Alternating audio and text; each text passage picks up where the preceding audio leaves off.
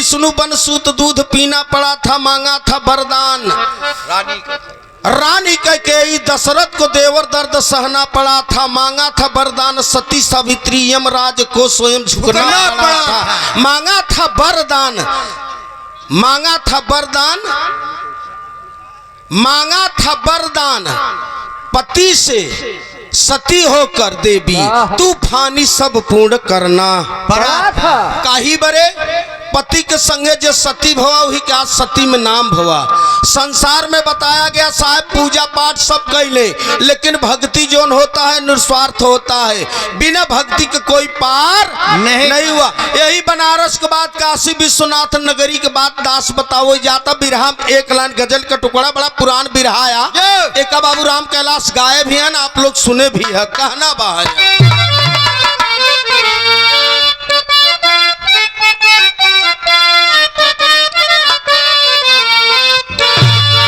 अरे चलो यज मेल में खोजा पिया से भीख मांगेगे।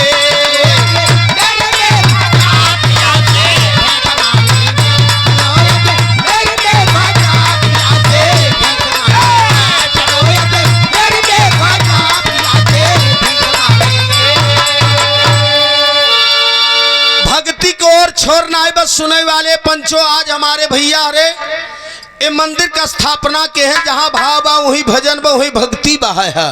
कवि ने कल्पना किया कि मोरे मन का अधिक विश्वासा राम से बढ़ के राम का दासा। का मास्टर साहब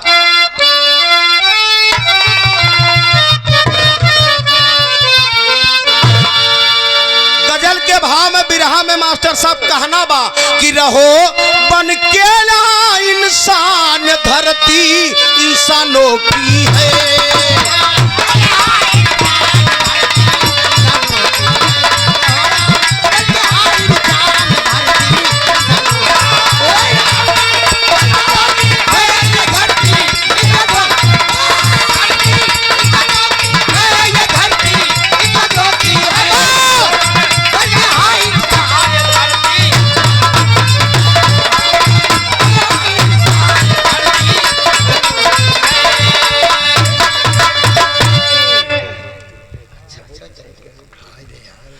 आप सेवा में श्रीमान देवीलाल यादव मुखिया जी, पूर्व प्रधान, कली मुरादपुर गौरा प्रतापगढ़ के धरती से हमारे छोटे भाई हैं। बड़ा प्यार सम्मान मिलता है पिताजी से भी आपसे भी।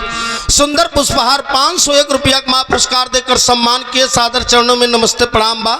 सब भैया के चरण छुई के पहले की प्रणाम बा। सती के मतलब भक्ति हो चाहिए मास्टर साहब। पुजारी बेचारी भक्तिन रही है।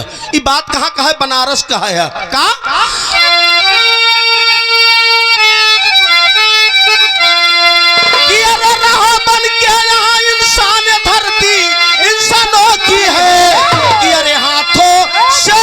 कीमत हाथ के दस्तानों की है।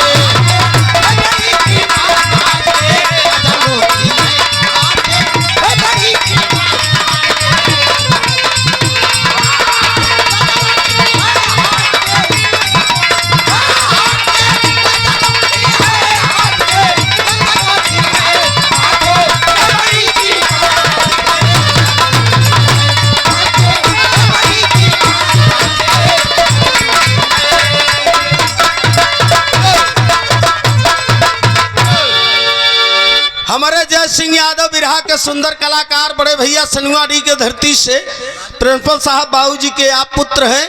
राजन राही के 51 रुपया का पुरस्कार देकर सम्मान किए। भाई के नमस्ते प्रणाम बा। सब भैया के चरण छू के पहले की प्रणाम बा।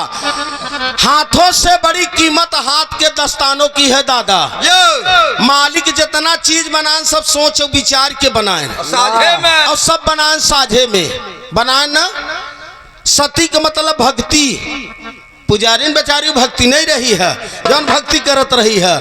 काशी नगरी जो तीनों लोक से भी न्यारी,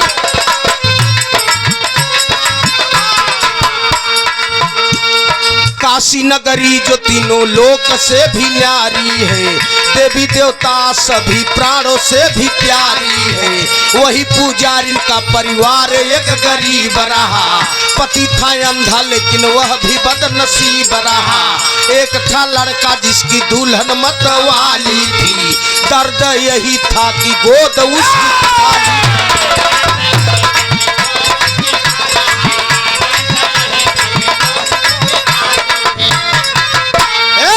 दर्द यही था कि गोद उसकी खाली थी। शिव की अर्चना पुजारी किया करती थी, शिव के नाम पर वह रात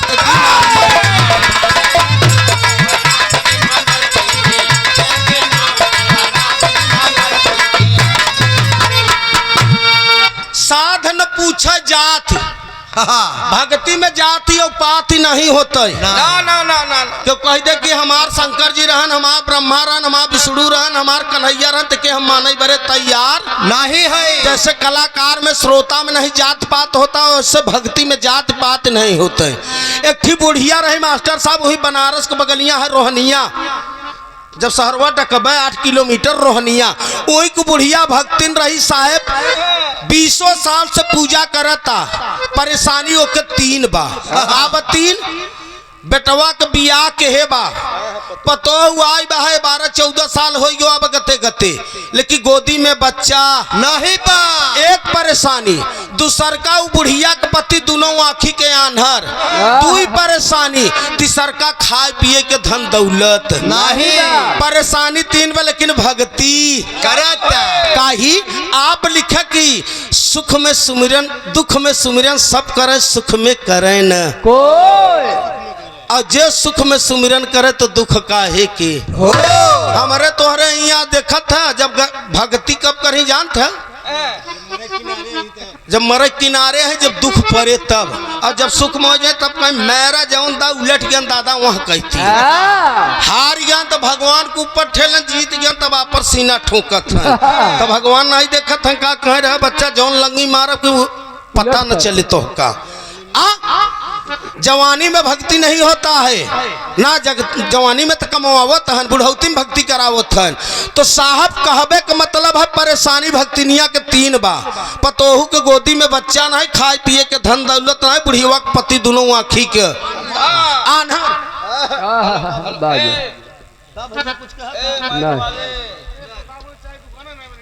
अच्छा जाए देना ही बात साहब, परेशानी 3 में, लेकिन भक्तिनिया बेचारी के भाव भक्ति करता समैया ले, लेकिन आप लोग ध्यान नहीं, हमारे आपके घर के बात आ, परिवार के बात आ, ये भक्ति के भाव है।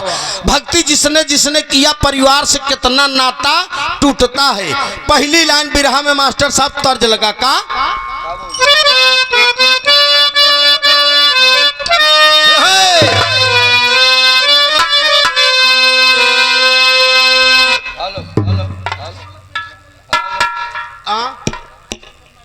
हाँ चाचा वह देखत ही है, देख ले कई नंबर है साहेब। हाँ नंबर अच्छा बिना नंबर चलता है बढ़िया बटना। अरे का बोले बटन खुला बा के नहीं, बटन खुला या ना खुला। अरे अच्छा यार, हेलो हाँ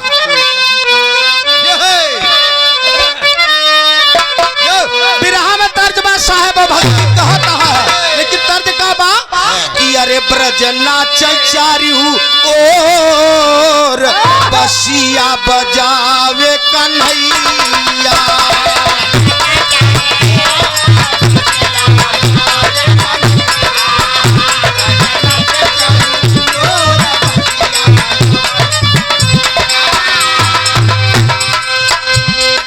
इसी भाव में कहना बाह का भक्तनिया कहता जाए के भोले बाबा के दरबार में कि मालिक कहिया दर्शन देवे प्रभु, आपका नाम सुने हैं, आपके लोग कहते देवा के देव महादेव।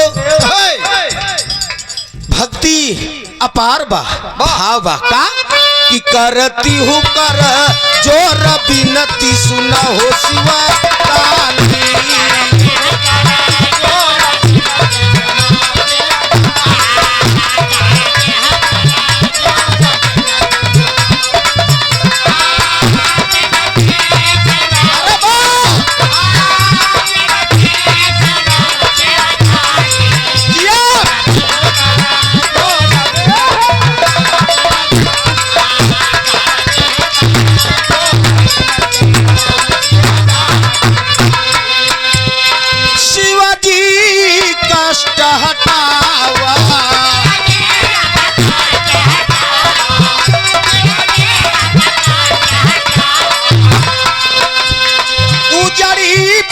बतिया के सजावा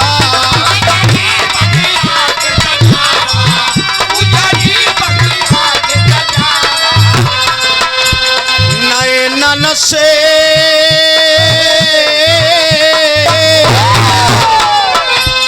नए नन से बाहे लो रबिनती सुना हो शिवदा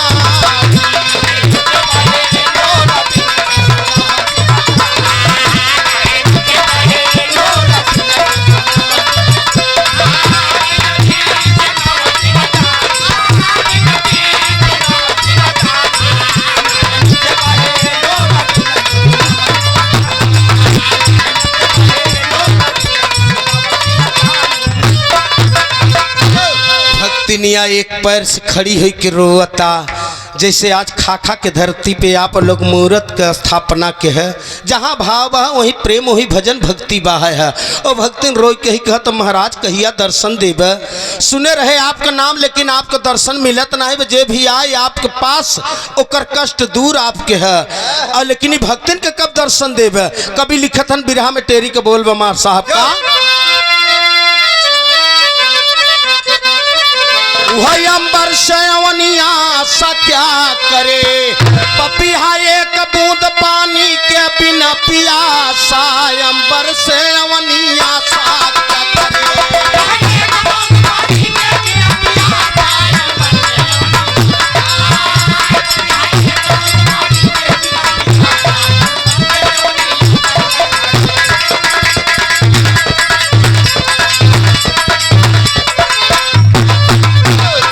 करुण पुकार सुने वाला का प्रभु से रहा न जाई खुशी हुए हैं भोले बाबा पुजारी नदी आई गिरी चरण पर शिव के पुजारा अरजी यही लगाई जी घटवासी अविनाशी अवला पर हो तो सहाय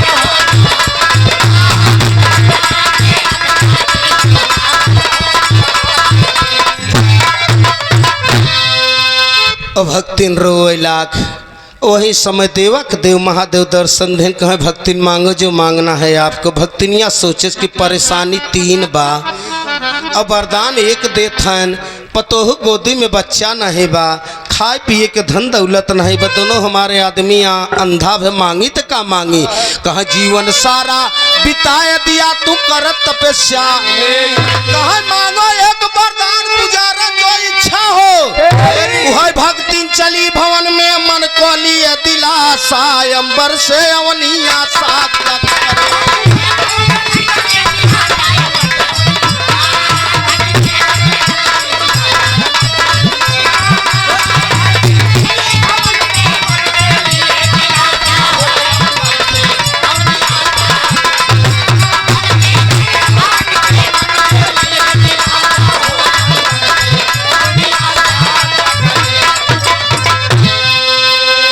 भक्तिनिया से भोले बाबा कहा वरदान मांगे जौन मांगे कोई एक वरदान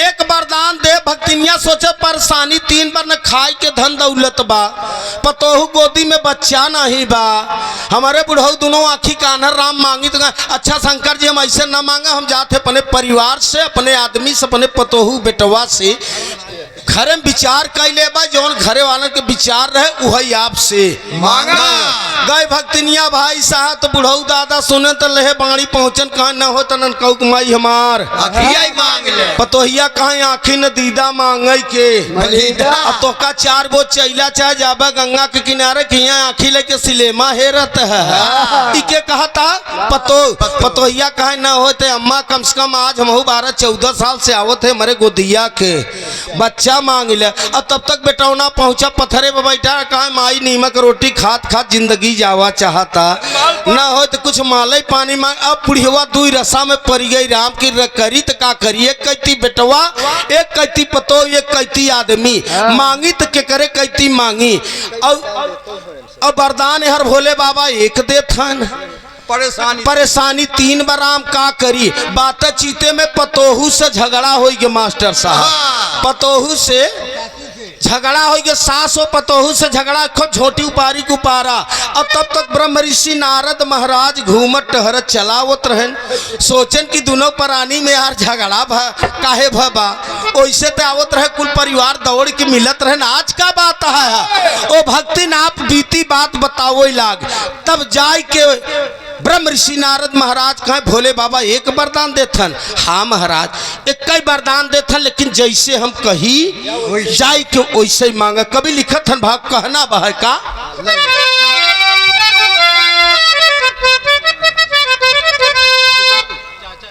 सेवा में श्रीमान राम पियारे यादव बहदौल खुर्द के धरती से। कहाँ हन भाई राम पियारे भैया, जहाँ कहीं हो आए मंच पर नमस्कारी हो जा रहे। आपका चेहरा भी देख ली यार, कई महीना से मुलाकात हो भय भुआ। हमारे राजू भाई के आप चाचा हैं बहदौल खुर्द के धरती से राम पियारे भैया की ओर से। बहुत सुंदर रामायण के ज्ञाता है मास्टर साहब, और रामायण का ठीका भी आप लेथिन। 101 रुपया का महापुरस्कार के सादर चरणों में नमस्ते प्रणाम बहा है। कहना बहा है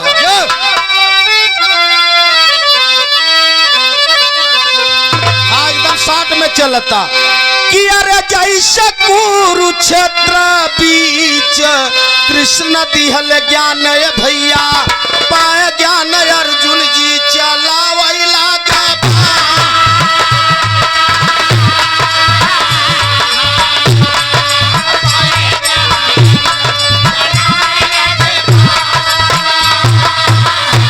जवन ज्ञान बचपन में मीरा यौ प्रहलाद पायन, हरि जी का भैया कर लागे गुणगान।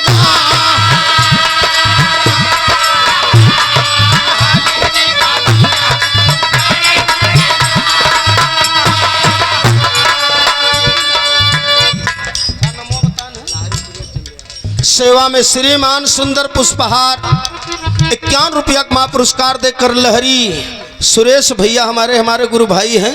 बहुत महापुरस्कार मालिक सुखी रखे। बिरहा के सुंदर कलाकार हैं, दिन दूना रात चौगुना प्रगत करे मालिक सुखी रखे। सब भैया के नमस्ते प्रणाम कहना बहाया। वही ज्ञान बचपन में मीरा यौ प्रहलाद पायन, हरि जी के भैया कर लागे गुणगान।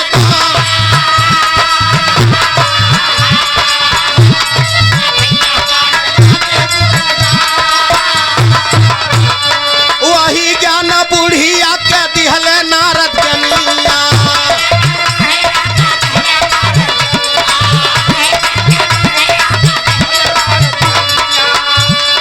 जल्दी जल्दी जाओ पुजारी भोले दरबार,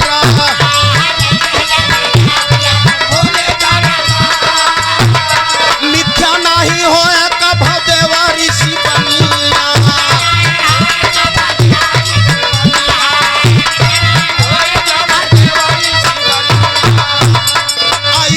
लिखत बाटे वेद पुराण,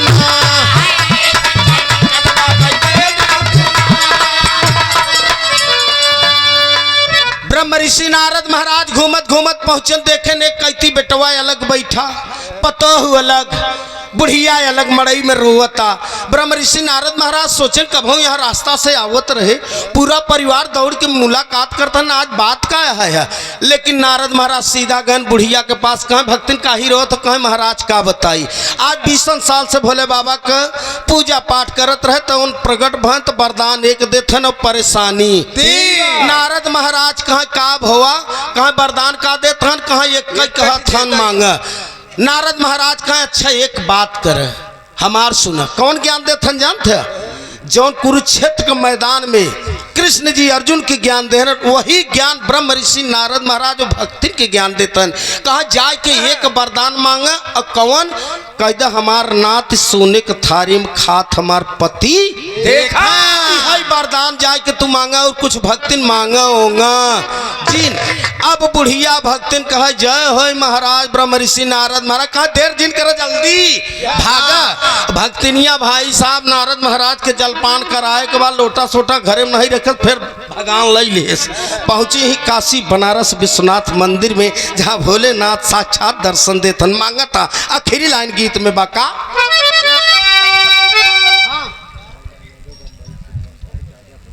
अच्छा सेवा में श्रीमान भाईलाल यादव जाजापुर के धरती से बंबई में असमय कार्यरत हैं आप।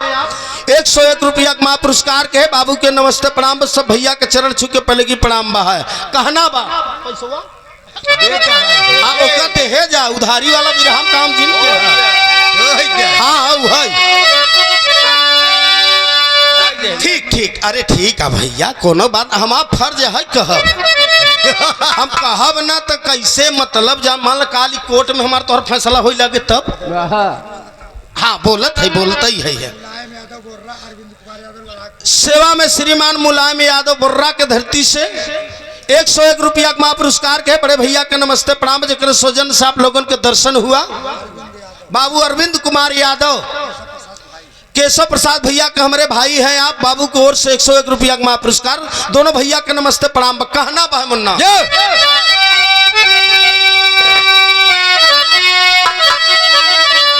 कि अरे कलिया खिली ए साहब खिली को मिलाई के खुशी भइल मोर धान घर बान पाई के खुशी भइल मोर।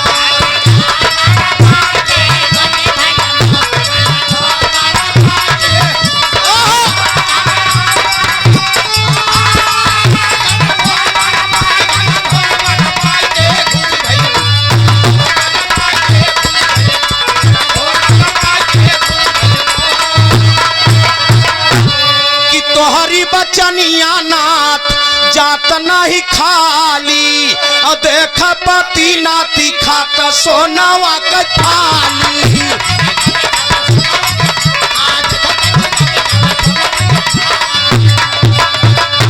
एवं मस्त कहल बोल बाबा समझाई के खुशी भइल मोर धन घर बान पाई के खुशी भइल मोर। ऋषि नारद महाराज बुढ़िया से कहा वरदान एक शंकर जी देत हम भैया भैया भैया एक कई वरदान मांगा जैसे हम कही वैसे भक्तिन कहे का। ब्रह्म ऋषि नारद महाराज कहा जाए के शंकर जी से कह दे महाराज हमका एक कई वरदान दे हमार नाथ सोने के थारी में खात हमार पति देखा। भक्तिनिया भागत भागत पहुंची दंडवत प्रणाम के कहे महाराज बस एक वरदान। शंकर जी कहा कल भक्तिन बड़ा लेट कहू कस का बात है कहा महाराज ऐसे जानता पारिवारिक बात है एक कई वरदान द लेकिन एक बात है जैसे हम कही हमार नाथ सोने के थारी में खात हमार पति देखा। शंकर जी कहा यार लागत है नारद महाराज हुआ पहुंच गए रहन का एक में ही 3 काम लहावत है तीनों हमार नाथ सोने के थारी में खात हमार पति देख काही बुढ़ऊ को दोनों आँखी खुल गया। सोने के थारी के मतलब धन दौलत अब पतोहू के गोदी में राजा। जब बच्चा हो गया मास्टर साहब चारों कहती चर्चा होला कहाँ फलाने के यहाँ सुना कहाँ कुबई यादव के यहाँ दादा के यहाँ नाथ पैदा भजन भक्तिनिया पूजा करत रही है। तमाम लोग कहाँ पत्थरे पर डूब जाम है जवन देर में काम होत हो का लोग कहते पुरनिया पत्थरे पर। तमाम गांव के क्षेत्र के लोग जुटन तमाम माताएं बहनें कहाँ चल फलाने किए मास्टर साहब सोहर गाय दिया जाए। सोहर बहुत नोहर होता दादा इ न ठंडी देखे न गर्मी देखे न बरसात देखे न रात देखे न दिन देखे न जाड़ा देखे जब मेहरारू के लड़का पैदा है तब हो जाता अब कहाँ होता अब तक से 2 आवत है एम्बुलेंस ले जाता साला डिलीवरी होता है बलाकई में ना हमारे बचन के लड़कैया में देखा था जात चलत रहा माई हरे 10-10 किलो लेके जात रहे 4 बजे भोरहिया में 5 बजे तक पीस के चली आवत रहे डॉक्टर वॉक्टर आज भी कहते जात वो पीसबू तो कम से कम सब ढीला हो तो डिलीवरी नॉर्मल होए हाँ। लेकिन आजकल के मेहरारू काम नहीं किया चाहत है। हाँ भैया हो सोहर होता है गाना हमारा करीम भाई मास्टर साहब कहना भाई भाई दादा खिया सोहर होता नाती भोआ कैसे कहाँ आजू रानिया के जाना मेला लाना मन का मानवा लाला चाई हो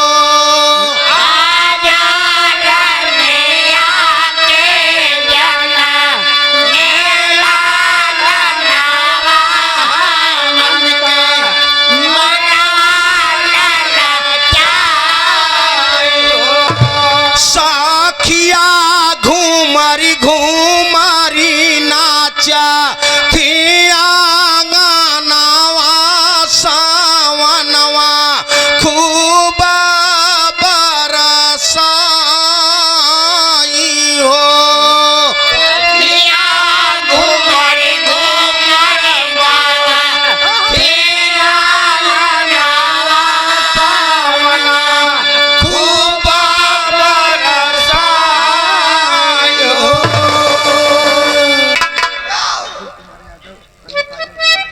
अच्छा हमारे बाबू कल्लू काजल का लड़का का नाम राहुल बाबू कोर से कितना 151 रुपया का पुरस्कार हिसाब बढ़ा भाई 350 पहुंचा है ध्यान दे रहे हैं। हाँ दुनिया है मेरे पीछे लेकिन हम आप के पीछे है ध्यान दो निमके से नीमक न खवाए सब गावत हन साहब। अरे बिरादर भैया ठीक देखे हंसी मजाक कर ले नाराज जिन हो मोर भाई है तो ऐसे न मजाक कर तो कैसे सब गावत हन हम शेख दुल्हन बाबू नहीं गावत है सब कहता हूँ गाँव रे नन कवा कम्मी कहाँ का गाई अम्मा हमके दऊ गवाई कहाँ जौन हमारो है ना के ओके अगर मन से दू और के ननकवा के पापा पापा बहुत सोत है। हाँ दुल्हन है औरतें हैं ना मास्टर साहब ए बिना आदि शक्ति ये देवी हैं कहाँ तनी रच के हुई सौ बोई बगाई द तो माँ माताएं बहने कुबई दादा के यहाँ जुटी हैं गावत हैं मार साहब कहत हैं का भाई कहाँ गोइया साझावा का सोवाई मोर बाला मुआ जगाए नाही जागाई बोलाए नाही बोलाई हो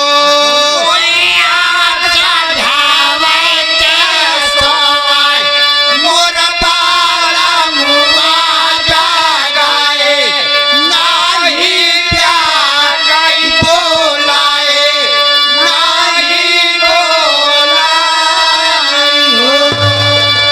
दादा यही तर्जिया के हम देखा है हाँ मेहरारू भैया भैया भैया यही तर्जिया के देखा तमाम गांव के अपने औरतें यह तर्ज के मास्टर साहब बराते और राते में बिया है वह में खूब बढ़िया सजाए के गाय देते ज्योति ओ कब को गावथिन कहा आई बाबा असबर ढूंढानी रामहिया जा गाए नहीं जा गाई बोलाए नहीं बोलाई ए नाना कसा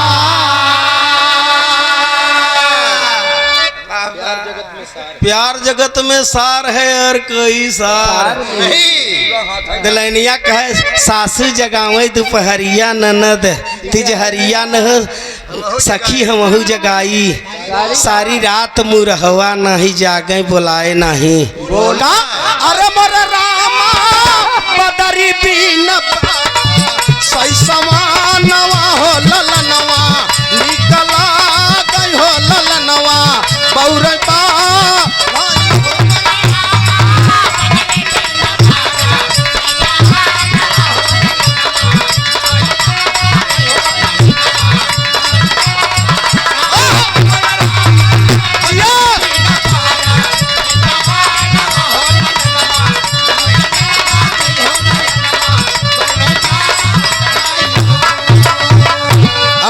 राजू भैया बहदौल खुर के धरती से हमारे राम प्यारे भैया के आप भतीजा हैं, शराब के ठेके पर आप ठेकेदार हैं, सेल्समैन भी हैं। 101 रुपया का महा पुरस्कार सुंदर पुष्पहार से सम्मान के कभो कहो ही बदल के गावो थीन कहा जिनी रोवा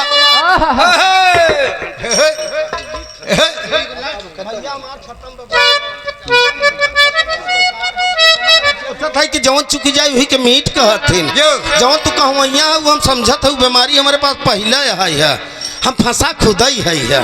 हाँ हम फंस गया है। हाँ वह हम जिनी रोवा हमारा लाला नवा सबेरे गुना गुनवा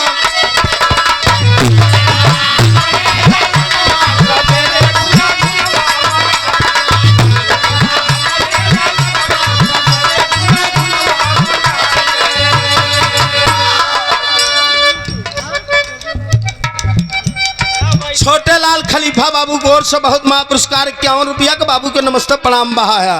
दादा यो दादी खुबा दाना लुटावा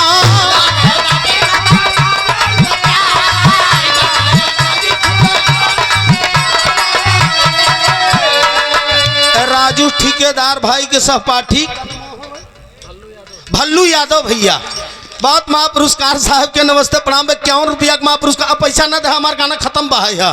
हाँ दादा यो दादी खूब दाना लुटा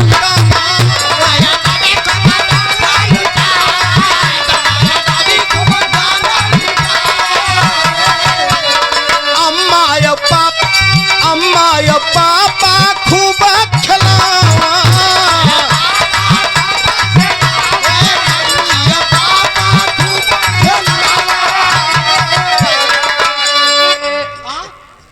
मम्मी पापा। अब सुने ए दोहरावत हन भैया का थन खत्म करे दोहरा दे भैया अब की बात दोहरा दे भाई।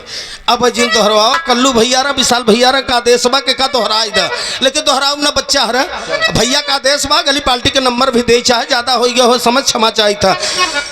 अम्मा यो पापा लाला के खूब खिलावा खुश भइले सब ही का मनवा सबेरे गुना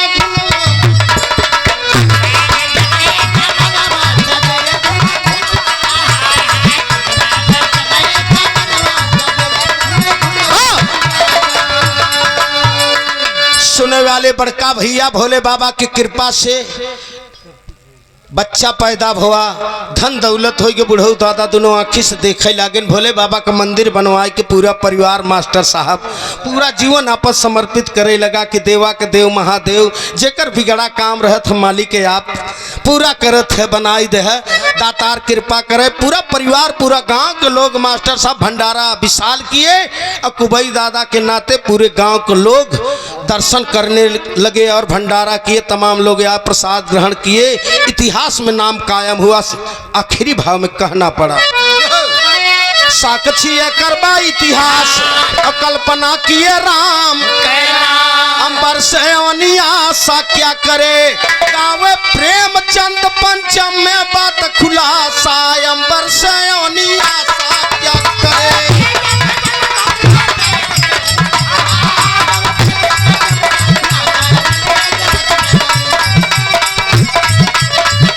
मोरे रामा